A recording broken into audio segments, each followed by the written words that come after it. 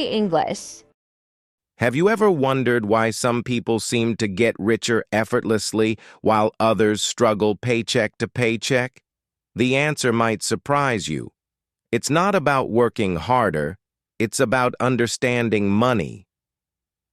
Here's a shocking reality. The richest 1% of people own more wealth than the bottom 90% combined. But what's even more shocking is that most of us were never taught how to build wealth. Think about it. We spend years in school learning algebra and history, but how many classes did you take about investing, building assets, or understanding cash flow? This gap in our education is exactly what keeps most people trapped in a cycle of financial struggle, while a select few seem to know secrets that the rest of us were never taught.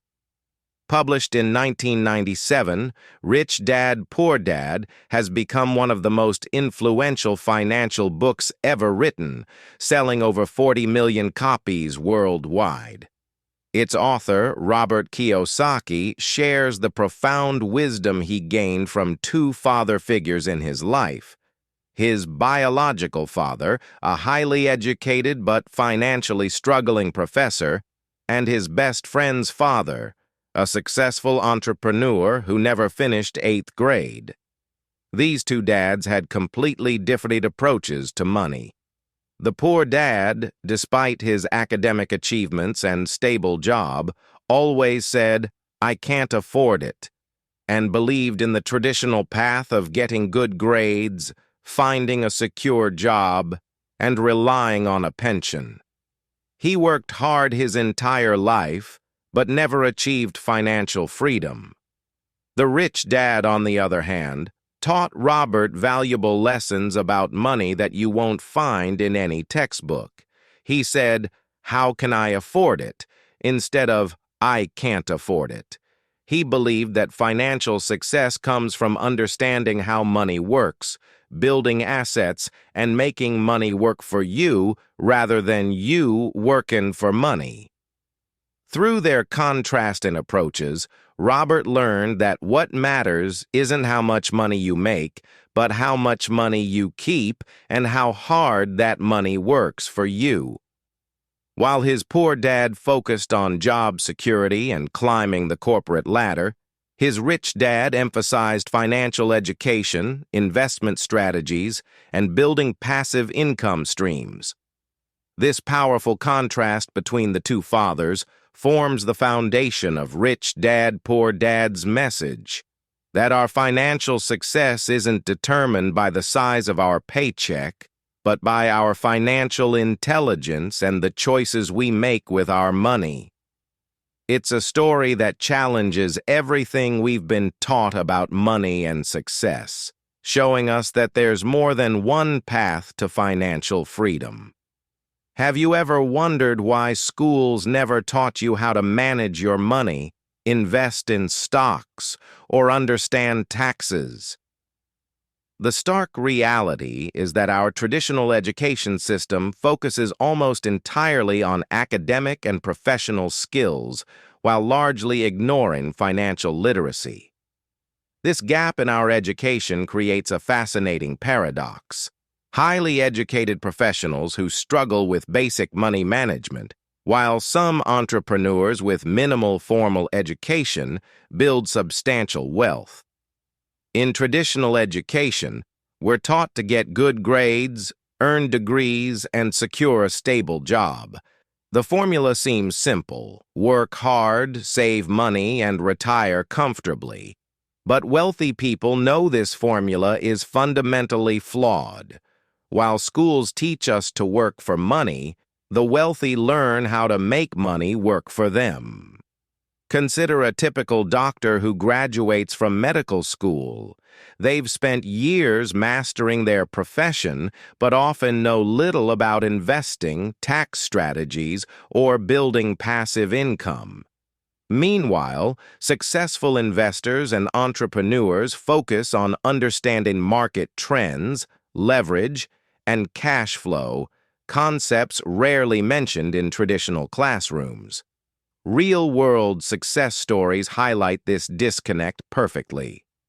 Take the story of a high school teacher who earns $60,000 a year versus a real estate investor with no college degree making $300,000 annually through rental properties.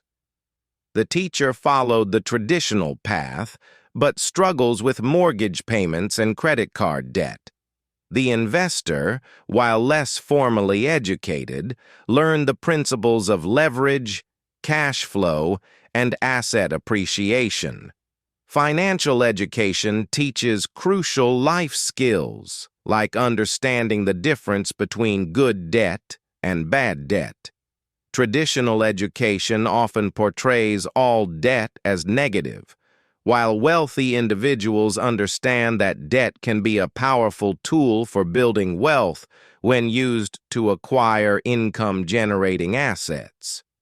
The wealthy also learn about tax strategies and legal ways to protect their wealth, topics completely absent from standard school curricula. They understand that it's not just about how much you make, but how much you keep. While traditional education prepares us to be good employees, financial education prepares us to be smart investors and business owners. Think about this.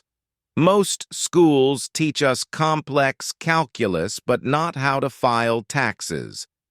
We learn about historical battles, but not how to battle inflation. We study chemical reactions, but not how compound interest can transform our financial future. This disparity in education creates a cycle where even high-income professionals can remain financially illiterate. The solution isn't to dismiss traditional education, but to supplement it with financial knowledge. Wealthy people understand that real financial education happens outside the classroom, through books, mentors, seminars, and most importantly, real-world experience. They know that financial literacy isn't just about understanding money. It's about understanding how to create opportunities and build lasting wealth. One of the most powerful aspects of Rich Dad, Poor Dad is the stark contrast between two father figures and their fundamentally different approaches to money and life. Let's dive into these two mindsets that shaped Robert Kiyosaki's understanding of wealth. The poor dad, Robert's biological father, was highly educated, holding a PhD and working as a school administrator. He believed in the traditional path to success. Study hard, get good grades, find a secure job with benefits, and work your way up the corporate ladder. His mantra was, "Our house is our biggest investment, and debt is bad." He would often say, "We can't afford that," when faced with expenses. The rich dad, his friend's father, had a completely different philosophy. Despite having less formal education, he understood how money really worked. Instead of saying, "We can't afford that," he would ask, "How can we afford that?" This simple shift in language transformed problems into opportunities and trained the mind to find creative solutions. Consider how these mindsets play out in today's world. When housing prices rise, poor dad's mindset leads to complaints about affordability and giving up on home ownership. Rich dad's mindset sees an opportunity to invest in real estate, perhaps by house hacking or finding creative financing solutions. One mindset leads to inaction, the other to innovation. Rich Dad understood that true wealth isn't about how much money you make, but about how much money you keep and how hard that money works for you. While Poor Dad focused on earning a higher salary, Rich Dad focused on acquiring assets and building systems that generated income without his direct involvement. This fundamental difference explains why some people with high incomes still struggle financially, while others with modest beginnings build lasting wealth. Take the example of buying a car. Poor Dad's mindset sees it as a necessary expense and focuses on monthly payments. Rich Dad's approach might involve starting a small car rental business, turning that same vehicle into an income-generating asset. One sees expenses, the other sees opportunities. The Poor Dad mindset prioritizes stability and security, often leading to a fear-based relationship with money. This fear manifests as avoiding risks, staying in unfulfilling jobs, and missing opportunities for growth.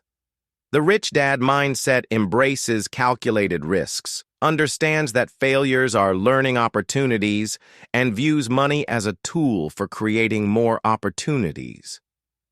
Rich Dad taught that the biggest risk in life is not taking any risks at all. While Poor Dad worried about job security, Rich Dad focused on financial education and developing multiple income streams. This perspective is even more relevant today, in an era where technology and automation are rapidly changing the job market. The most profound difference between these mindsets lies in their view of work and money. Poor Dad worked for money, while Rich Dad made money work for him. This fundamental shift in thinking separates those who achieve financial freedom from those who remain trapped in the rat race, regardless of their income level.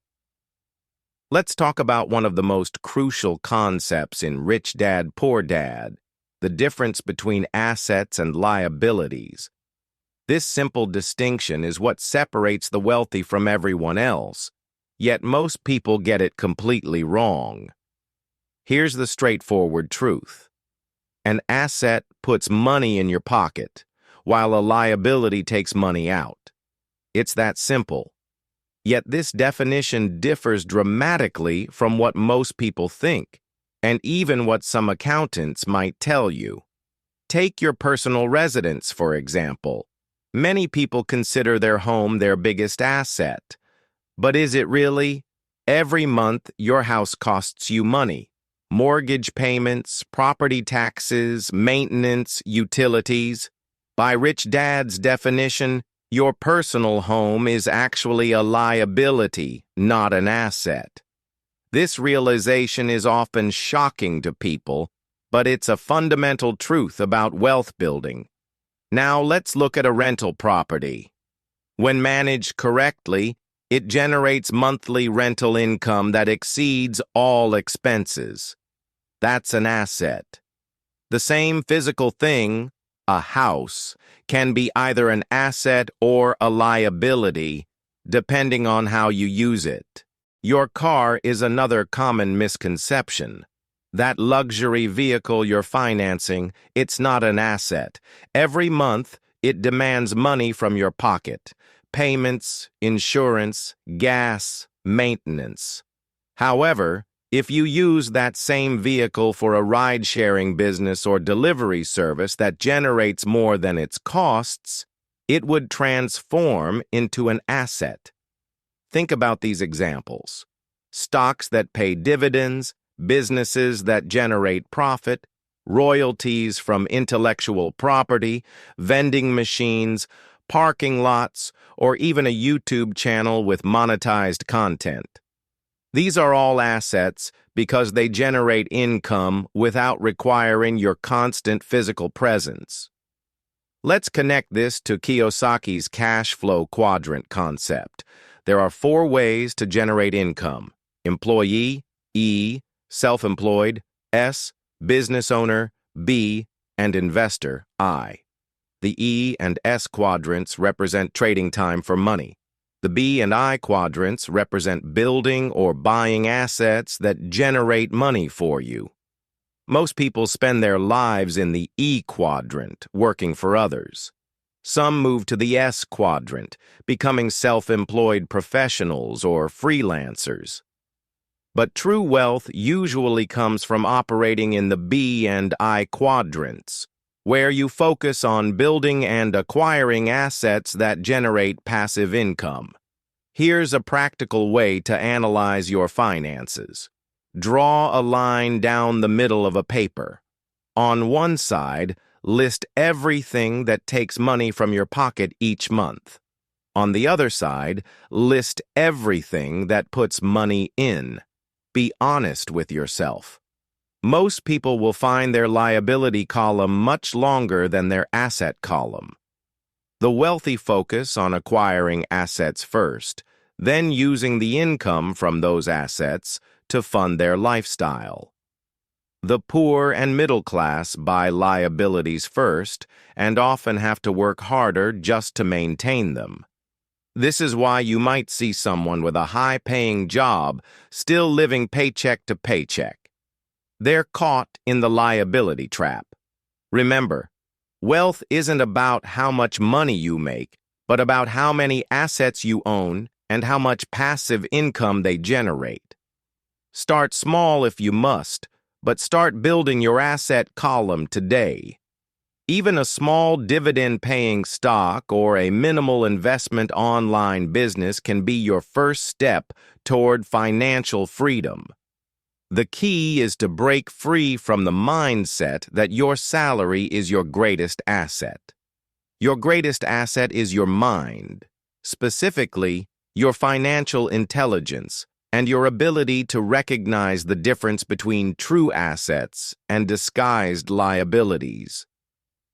Have you ever felt like you're running as fast as you can but getting nowhere financially? That's exactly what the rat race is, an endless cycle of working, paying bills, and having little to show for it at the end of each month. It's time to understand this trap that keeps millions of people financially stuck. Picture Sarah, a typical professional in her mid-30s. She wakes up at 6 a.m., commutes an hour to her corporate job, works 9 hours, commutes back, and barely has energy for dinner before bed. She earns a good salary, but between her mortgage, car payment, student loans, and credit card debt, she's barely staying afloat. When she gets a raise, her expenses somehow always rise to match it. This is the rat race in action. The trap begins early. Most of us are taught to follow a seemingly logical path. Study hard, get good grades, find a secure job with benefits, and work your way up the corporate ladder. But this traditional path often leads straight into the rat race. We take on debt for education, buy a house that stretches our budget, finance a car to look successful, and use credit cards to maintain a lifestyle we think we deserve. The cycle becomes self-perpetuating. As our income increases, we feel entitled to upgrade our lifestyle. A bigger house means bigger mortgage payments. A nicer car means higher insurance premiums. Private schools for the kids, designer clothes, fancy restaurants. Suddenly, that six-figure salary doesn't feel like enough anymore. Here are the warning signs you're caught in the rat race. You rely on your next paycheck to pay current bills. You feel anxiety when thinking about your financial future. You couldn't survive more than a few months without your job. Your lifestyle increases in lockstep with your income. You're working harder, but your net worth isn't growing significantly. The rat race isn't just about money, it's about time. The most precious resource we have is being traded away for a paycheck that barely covers our expenses. We become too busy working to learn about investing, too tired to start a side business, too stressed to think clearly about our financial future. Consider Tom, who owns a successful medical practice. He makes $500,000 a year, but still feels trapped. Why? Because his expensive house, private school tuition, luxury cars, and country club membership require him to keep working intense hours. He's trading his life for money, and the higher his income goes, the golden handcuffs just get stronger. The psychological aspect of the rat race is particularly insidious. We compare ourselves to others, trying to maintain an image of success. We feel secure in our jobs even while our expenses consume our entire income. We tell ourselves we'll start investing or building wealth someday when we have more money. But that day never comes because we're caught in the cycle. The most dangerous part? The rat race can feel normal because everyone around us is in it too. We don't question the pattern because it's what society expects. We celebrate getting a raise but don't notice that our freedom is decreasing with each new financial obligation we take on. Understanding you're in the rat race is the first step to escaping it. The key is recognizing that a high income alone won't save you. It's about what you do with that income that matters. Real freedom comes from breaking the cycle of trading time for money and building assets that generate passive income instead. Now that we understand what the rat race is, let's explore how to break free from it. The escape route isn't about earning more money. It's about fundamentally changing how you think about and handle money. The first step is to stop thinking like a consumer and start thinking like an investor. Every dollar that comes into your life needs to be viewed as a potential worker that could generate more dollars.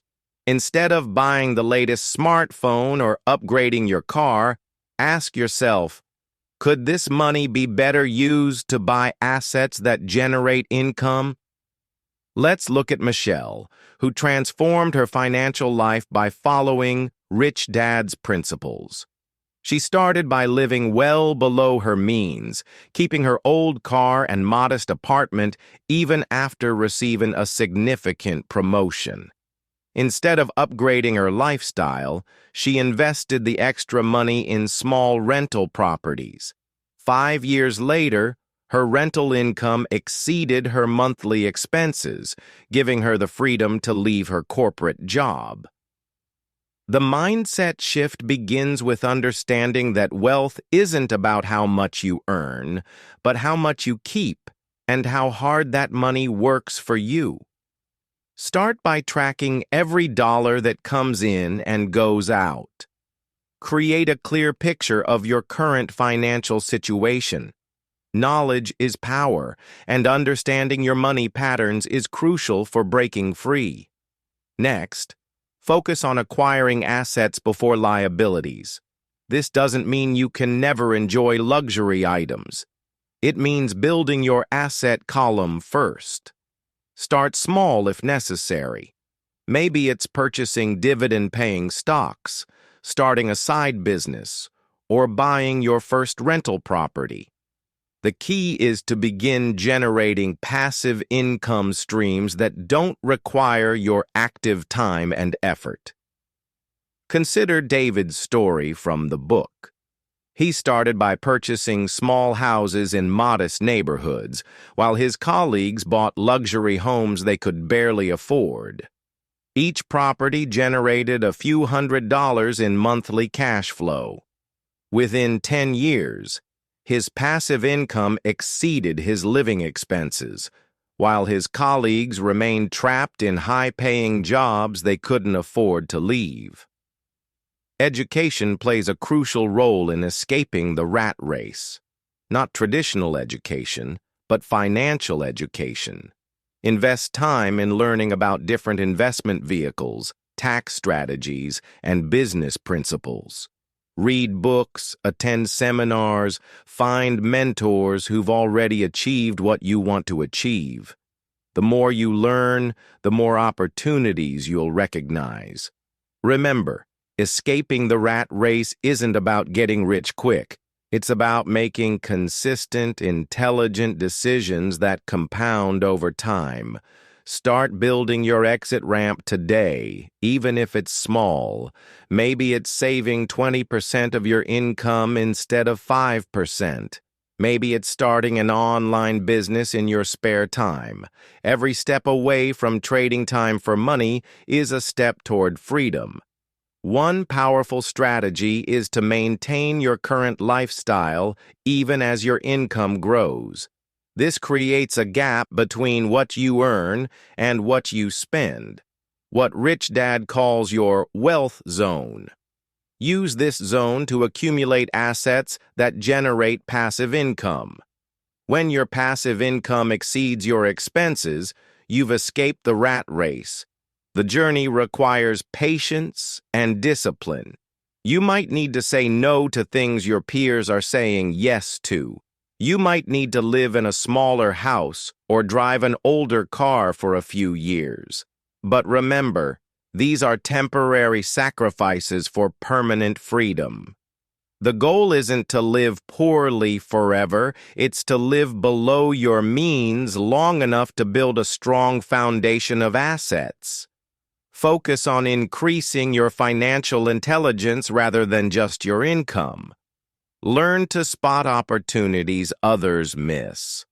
Understand how money works, how markets function, how businesses operate. This knowledge will serve you far better than simply earning a higher salary in your job. Your escape from the rat race begins with a decision to think differently about money, to make choices based on long-term wealth rather than short-term comfort, to prioritize financial education and asset acquisition. The path isn't always easy, but the freedom waiting at the end makes it worthwhile. One of the most powerful lessons from Rich Dad, Poor Dad is the distinction between working for money and working to learn. Most people focus solely on their paycheck, but the truly wealthy understand that skills and knowledge are far more valuable than immediate income.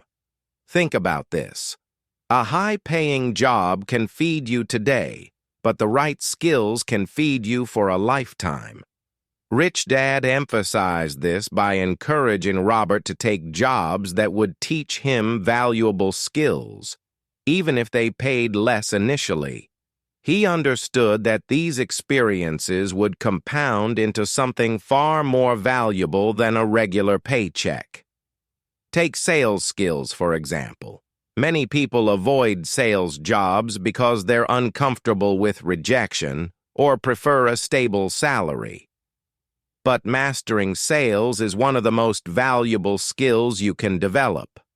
Whether you're selling products, pitching business ideas, or negotiating investments, the ability to sell effectively can generate income for the rest of your life. Similarly, understanding business systems and management can be worth far more than a high-paying specialist role. While a specialist might earn a great salary, someone who understands how to build and manage business systems can create multiple income streams that work even when they're not present. Look at successful entrepreneurs like Steve Jobs or Jeff Bezos. They didn't just focus on technical skills.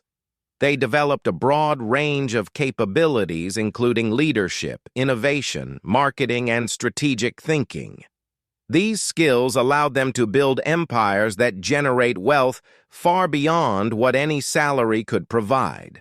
The key is to approach every job or opportunity with a learning mindset. Ask yourself, what skills can I gain here? How can this experience make me more valuable? What connections can I build? Sometimes the lowest-paying position might offer the most valuable learning experience. Financial management, investing, marketing, leadership, negotiation, public speaking. These are all skills that schools rarely teach but are crucial for building wealth. Each one is like a tool in your financial toolbox, and the more tools you have, the more opportunities you can take advantage of. Consider taking roles in different industries or positions that push you out of your comfort zone. Each experience adds to your skill set and increases your ability to spot and capitalize on opportunities. A real estate agent who understands marketing, sales, and negotiation can build a much more successful business than one who only knows real estate basics. Remember, your primary income source should be viewed as your learning ground, not just your earning ground. Use it to develop skills that can generate multiple income streams. The wealthy understand that true financial freedom comes not from a high-paying job, but from having the skills to create and manage wealth-generating assets. Most importantly, never stop learning. The world is constantly changing, and new opportunities emerge all the time. Those who continuously acquire new skills and knowledge will always find ways to create wealth, regardless of economic conditions. Your earning potential is directly tied to your learning potential. The next time you're considering a career move or opportunity, don't just look at the salary. Ask yourself what skills you'll gain and how those skills could help you build wealth in the long term. Sometimes, the best investment isn't in stocks or real estate. It's in yourself and your abilities. Now let's dive into one of the most crucial concepts in building wealth: passive income. While most people trade their time for money in a regular job, the wealthy focus on building income streams that work for them around the clock.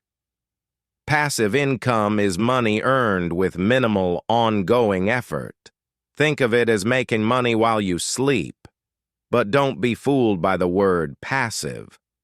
Initially, it requires significant effort, knowledge, and often capital to set up these income streams. The magic happens once they're established and begin generating returns with minimal direct involvement. Real estate is a classic example of passive income. When you own rental properties, tenants pay you monthly, covering your mortgage while potentially providing additional cash flow. The property itself might appreciate over time, creating another form of wealth. Yes, there's work involved in managing properties, but with good systems and possibly a property manager, the income becomes increasingly passive. The stock market offers another pathway to passive income through dividends and appreciation.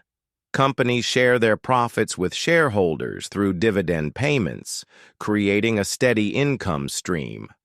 While the stock market can be volatile in the short term, historically, it has provided solid returns over long periods, especially when you reinvest those dividends. This brings us to the incredible power of compound interest, what Einstein allegedly called the eighth wonder of the world. When you reinvest your returns, your money starts making money on top of money. A simple example: if you invest $10,000 with a 10% annual return and reinvest the profits, after 30 years, you'd have over $174,000 without adding a single dollar more. Business ownership represents another powerful passive income stream. While starting a business requires intense initial effort, a well-designed business system can eventually run with minimal direct involvement. Think of franchise owners who own multiple locations. They're not working in each restaurant or store, but they're earning money from all of them. Digital products and intellectual property can generate passive income too. Writing a book, creating an online course, or developing an app requires upfront work, but once completed, these assets can generate income for years with minimal additional effort. The internet has made it easier than ever to distribute these products globally. For those just starting, dividend-paying index funds offer an accessible entry point. These investments provide exposure to hundreds of companies, reducing risk while generating regular income. As your knowledge and capital grow, you can explore more sophisticated strategies like real estate investment trusts, REITs, or peer-to-peer lending. The key is to start small but think big. Begin with one passive income stream while maintaining your regular job. As that stream grows and you learn from experience, you can diversify into others.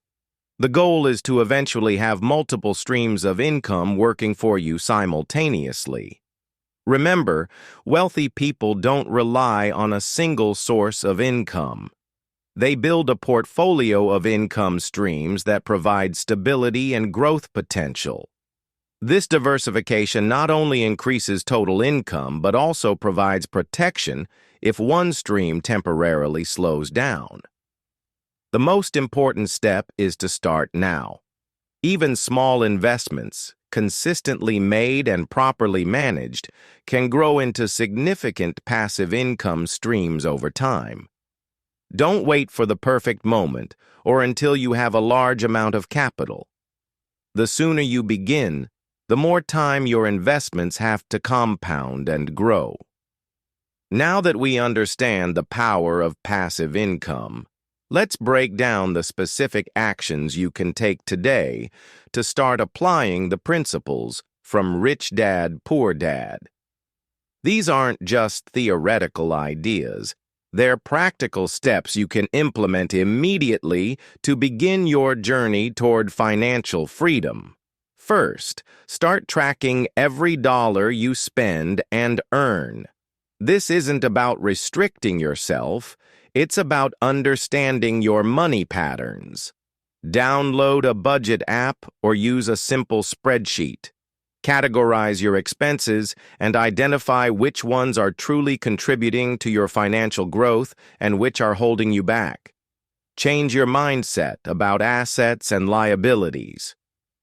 Before making any significant purchase, ask yourself, will this put money in my pocket or take money out? This simple question can transform your spending habits.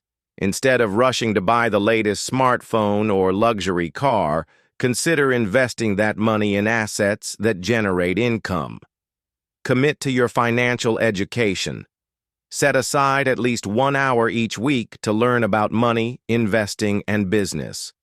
Read financial books, follow reputable finance blogs, listen to investment podcasts, or take online courses. The key is consistency. Make learning about money as routine as brushing your teeth. Start building your first passive income stream, no matter how small. If you're new to investing, consider beginning with a low-cost index fund. Even $50 a month can get you started. As your confidence grows, explore dividend-paying stocks or real estate investment trusts. Remember, the goal is to start small, but start now. Develop valuable skills outside your current profession. Identify skills that can increase your earning potential or help you build a business. This might mean learning about digital marketing, sales, public speaking, or basic accounting.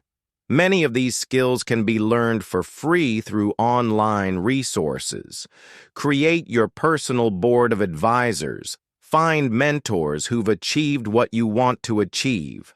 Join investment clubs, attend financial seminars, or connect with successful investors online. Surrounding yourself with financially savvy people will accelerate your learning and open up opportunities. Audit your expenses and identify one liability you can convert into an asset. For example, if you're paying rent, could you house hack by buying a small multi-unit property, living in one unit and renting out the others? Look for creative ways to turn expenses into income streams. Set clear, measurable financial goals with specific timelines. Don't just say, "I want to be rich." Instead, create detailed targets like, "I will build a passive income stream of $500 per month within the next 18 months through dividend-paying stocks." This clarity will help you stay focused and track your progress. Start documenting your financial journey. Keep a record of what works, what doesn't, and the lessons you learn along the way. This will help you refine your strategy and might even become valuable content to share with others in the future. Take immediate action on these steps. Don't wait for the perfect time or until you have everything figured out. Remember, the wealthy aren't necessarily smarter. They just take action while others wait. Your future self will thank you for starting today. As we wrap up our deep dive into Rich Dad, Poor Dad, let's remember the fundamental truth that Robert Kiyosaki shared with us. Financial freedom isn't about how much money you make, but about how much money you keep and how hard that money works for you. Throughout this journey, we've discovered that the difference between the rich and the poor isn't just about income. It's about mindset and financial intelligence.